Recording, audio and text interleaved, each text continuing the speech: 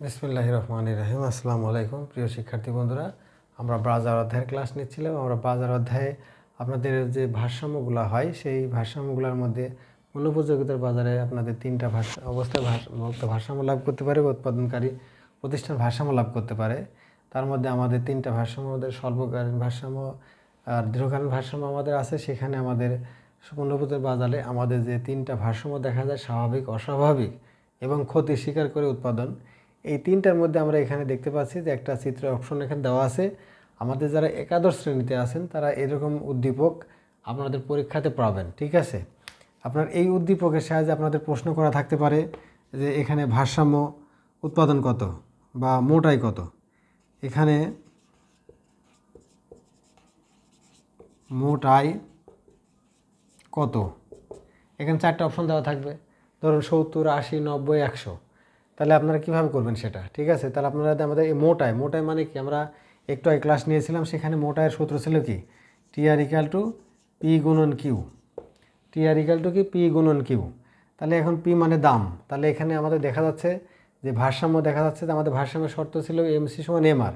তাহলে এই বিন্দুতে এমসি সমান এমআর হয়েছে এবং এমসি রেখা নিচের দিক থেকে ছেদ করে উপর দিক গেছে, মানে এমসি রেখার ঢাল গ্রেটার দেন এমআর রেখার ঢাল।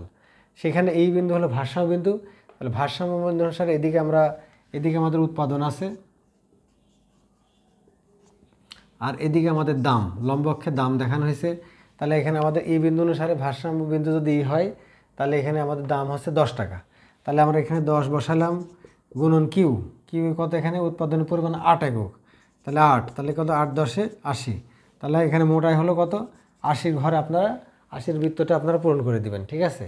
এটা যদি 1 নম্বর এমসিকিউ হয়, 2 নম্বর এমসিকিউ এখান থেকে হতে পারে এরকম, ঠিক আছে, যে এখানে ভারসাম্যের কোন শর্তটি দেখা যাচ্ছে, এই উদ্দীপকে ভারসাম্যের কোন শর্তটি দেখা যাচ্ছে, ঠিক আছে।